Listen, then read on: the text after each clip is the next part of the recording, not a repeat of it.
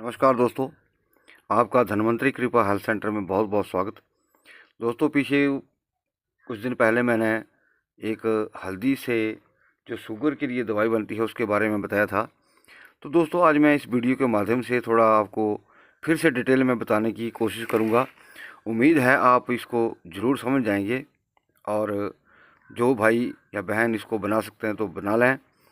तो सबसे पहली बात कि एक ही चीज़ कहूँगा कि बवासीर और ब्लड शुगर में जितनी कब्ज बनती रहेगी दोस्तों, आप भली भांति जानते हैं कि बवासीर में कब्ज जितनी ज़्यादा होगी उतनी ही समस्या ज़्यादा होगी।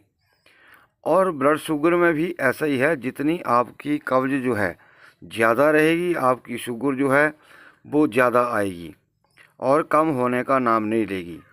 तो ये बहुत बड़ा पेचीदा प्रश्न है दोस्तों, इस चीज़ को कोई नहीं बताता है। उल्टा शुगर को कम ज़्यादा करने की या कम करने की कोशिश करते हैं या बताते हैं कि हाँ, इससे शुगर जो है कम हो जाएगी। लेकिन शुगर तब तक कम नहीं होगी जब तक आपको जो कब्ज़ की समस्या है, कॉन्स्टिपेशन है, तब तक वो चीज़ ठीक नहीं आएगी। तो दोस्तों, सबसे पहले मैं लेता हूँ, ये मैंने हल्दी रखी है और इसके अंदर मैंने क्या मिश्रण किया है ये दोस्तों देख सकते हैं आप। ये एलोवेरा है। अब एलोवेरा जो है इसका हमने बाहर से छिलका निकाल देना है और जो अंदर सफ़ेद वाला हिस्सा है इसको हमने मिक्सी के अंदर पीसना है, यानी कि उसको पानी की तरह करना है। फिर जैसे हमारे पास सूखी, ये तो मैंने बनाई है, जैसे हमारे पास इसमें कंडीशन ये है कि हल्दी घर की होनी चाहिए, छोटी गांठ वाली होनी चाहिए और जो तीसरे साल उखाड़ी जाती है वो हल्दी जो है सर्वोत्तम मानी जाती है। हमारे हिमाचल प्रदेश में दोस्तों वो तीसरे साल ही उखाड़ी जाती है। और एक हल्दा होता है, उसकी गांठें जो होती है वो बड़ी बड़ी होती हैं, तो वो कड़वा भी होता है और इतना इफ़ेक्टिव नहीं होता है। उसको लोग ज़्यादा पैदावार लेने के लिए उसको ज़्यादा कुछ लोग फसल उगाते हैं बेचने के लिए, लेकिन जो आम लोग हैं घरों में जो हमारे यहाँ इस्तेमाल करते हैं वो छोटी गांठ वाली ही इस्तेमाल करते हैं। तो करना क्या है आपको, जैसे कि इसका आपने निकाल लिया, कितनी क्वांटिटी में आप बनाना चाहते हैं, आधा किलो, 1 किलो, तो आपने जैसे सूखी हल्दी है ये, तो इतना आपको ये इसका जेल जो है इतना तैयार करना है कि आपकी जो सूखी हल्दी है पूरी भीग जाए। और फिर पतला पतला उसको आप किसी परात में, किसी प्लेट में, किसी ट्रे में उसको धूप में रख दीजिए। धूप में रखने के उपरांत दूसरे दिन फिर से आप ऐसा ही जल तैयार करें और जल इतना तैयार होना चाहिए कि वो अच्छी तरह भीग जाए। फिर आपने उसको धूप में रख देना है। तीसरे दिन आपको फिर वो ऐसे ही जल निकाल करके उसके अंदर फिर डालना है, फिर धूप में रख देना है। यानी कि कम से कम ये आपको प्रोसेस जो है वो 21 दिन तक करना है। 21 दिन के बाद जैसे कि मैं दिखा रहा हूँ आपको, ये इस तरह की हो जाएगी ये सूखने के उपरांत।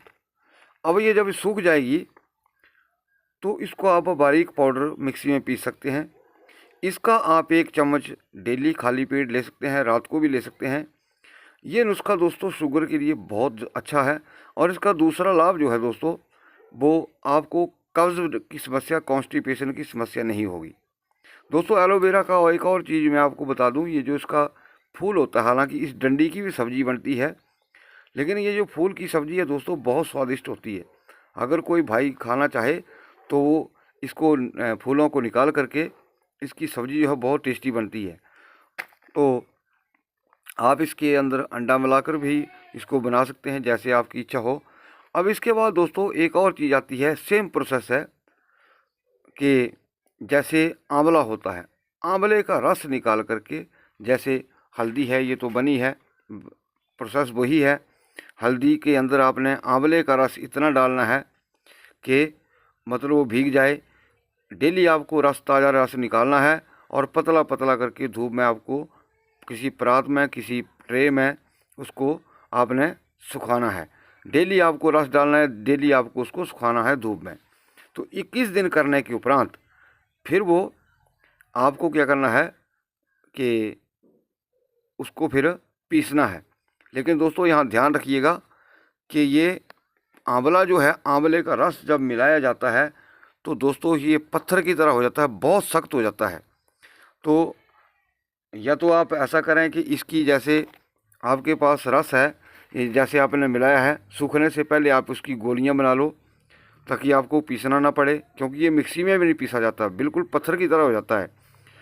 और इसको दोस्तों आयुर्वेद के अंदर बहुत ये ताकतवर चीज़ है। जिन लोगों की सेक्सुअल प्रॉब्लम हो गई है इसके कारण, ब्लड शुगर के कारण, वो उनके लिए रामबाण है, शुगर के लिए रामबाण है।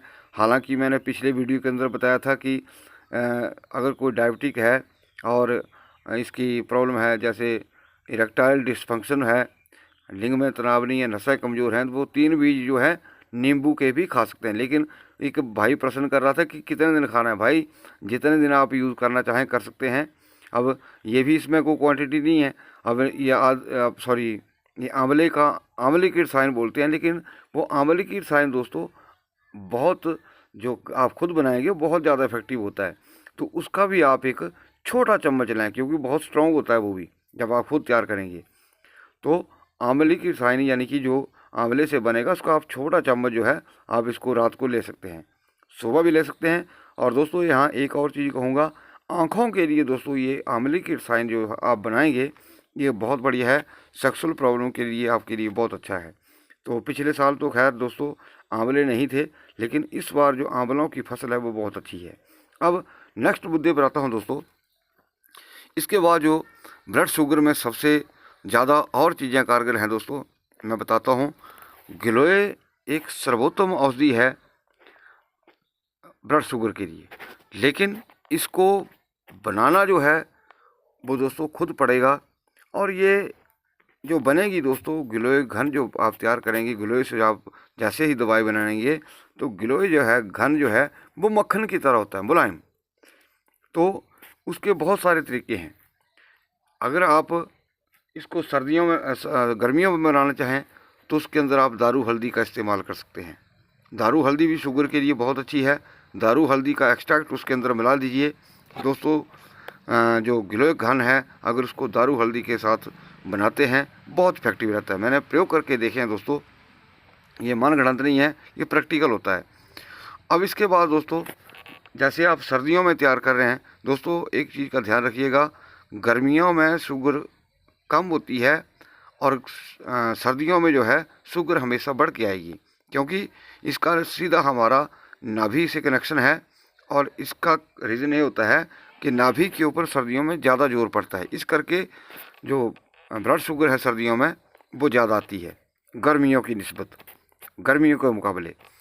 अब मान लीजिए कोई मोटा व्यक्ति है और सर्दियों में गिलोय घन का यूज़ करना चाहता है, तो वो 2 तरीके हैं दोस्तों। एक तो जैसे गिलोय घन तैयार करना है तो उसके अंदर जो चराइते का एक्सट्रैक्ट होता है, डायरेक्ट आपको चराइता पीस के नहीं डालना है, चराइते का एक्सट्रैक्ट जो है वो उसके अंदर डालना है। चराइता भी गर्म होता है, लेकिन गिलोय की तासीर जो है वो सम पड़ जाती है। तो सर्दियों में अगर कोई मोटा व्यक्ति है तो उसके लिए ये चिरायता युक्त गिलोय जो है, घन जो है, वो बहुत ही कारगर साबित होता है, ये मैंने देखा है। दूसरा दोस्तों, जिन लोगों को कमज़ोरी रहती है, थकान रहती है, तो वो एक और जो इसका अनुभूत असली ज़बरदस्त प्रयोग है। आप गिलोय के अंदर जब भी आप इस घन तैयार करेंगे तो आप उसके अंदर शिलाजीत को डाल करके आप गिलोय घन तैयार कर दें। इससे आपकी संपूर्ण नस नाड़ियों में ताकत बनेगी। शिलाजीत भी शुगर में बहुत कारगर है और गिलोय तो है ही है। जब दोनों मिलके एक हो जाएंगी तो दोस्तों ये नस नाड़ियों के लिए, दिमाग के लिए, आँखों के लिए, सभी चीज़ों के लिए, इम्यूनिटी के लिए बहुत बेहतर है। और जिन लोगों को बॉडी में पेन रहता है, शुगर के कारण थकावट बनी रहती है या जैसे नसें वीक हैं, तो वो इसको आप विद शिलाजीत जो है गिलोय का प्रयोग कर सकते हैं। तो दोस्तों ये अनुभूत प्रयोग हैं जो मेरे आजमाए हुए हैं, जो शास्त्रों में वर्णित हैं, और उनके ऊपर हमने प्रैक्टिकल किया और बहुत अच्छा रिजल्ट मिला। दोस्तों ऐसे बहुत सारे नुस्खे हैं कि आप ये खाओ वो खाओ, लेकिन असली आयुर्वेद यही कहता है कि जब आप ऐसे तरीके बनाएंगे और जैसे कि मैंने एक नुस्खा बताया था पीछे कि हरितकी की छाल से जो कब्ज़ की दवाई है वो बहुत ज़बरदस्त है, शुगर में भी काम करती है। और अगर आप हरितकी की छाल की साथ में दवाई बनाते हैं गिलोय के साथ, तो दोस्तों सोने के ऊपर सुहागा हो जाता है, क्योंकि हरितकी जो है बहुत बड़ी औषधि है। और अगर कुछ समय तक अगर इसको लगातार लिया जाए तो दोस्तों शुगर जो है वो जड़ से ख़त्म हो जाती है। ये मेरा प्रैक्टिकल है, दावा है। दूसरी बात दोस्तों, अगर आप जितना आपका डाइजेशन ठीक होगा, आपकी डाइजेस्टिव पावर ठीक होगी, उतनी ही आपकी जो ब्लड शुगर है वो ठीक रहेगी और ठीक होती है। और दोस्तों यहाँ अंत में मैं एक चीज़ ज़रूर कहूँगा, जो भी शुगर के भाई बहन पेशेंट हैं वो एक चीज़ का ध्यान रखिएगा कि आप सुबह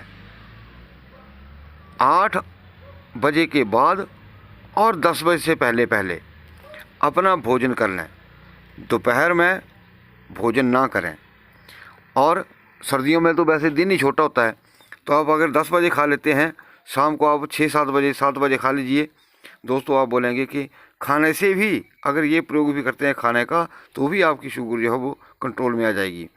दूसरा, अगर गर्मियों में आप जैसे सुबह आपने रोटी खा ली, दोपहर को भूख लगी, आप दोपहर में लिक्विड जूस कोई ले सकते हैं, रात को फिर जल्दी आप भोजन करके सो सकते हैं। दोस्तों आप देखेंगे कि आपको कितना बड़ा उससे फ़ायदा मिलेगा। दोस्तों मैंने पीछे भी बात कही थी कि ये अपनी ही आग लगाई हुई होती है। कई बार जैसे हम आग में घी डालते हैं और आग ज़्यादा प्रज्वलित हो जाती है, हम बदपरहेज़ी करते हैं, उस बात को नहीं समझते हैं। तो अगर जैसे हम उड़द की दाल ब्लड शुगर के अंदर खाते रहते हैं तो क्या करेगी, वो शुगर को और बढ़ाएगी, क्योंकि इसमें बादी और गर्मी दोनों चीज़ें हैं। तो अगर आप उड़द की दाल खाएंगे, दूसरे दिन आप शुगर को बढ़ी हुई मिलेगी, यानी कि शुगर बढ़ जाती है, दूसरे दिन ज़्यादा शुगर मिलेगी आपको चेक करने पर। क्योंकि देखिए, जब तक दोस्तों अगर आपको पता नहीं है तब तक आप बात परहेज़ी करेंगे ही करेंगे।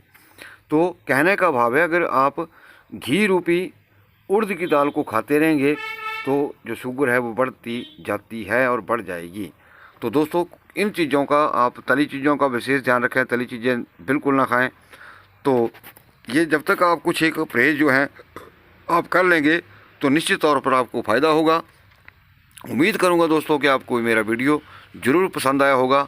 आप इस वीडियो को ज़्यादा से ज़्यादा लाइक करें, शेयर करें और हमारे इस चैनल को भी ज़रूर सब्सक्राइब करें। वीडियो को देखने के लिए आपका बहुत बहुत धन्यवाद। नमस्कार।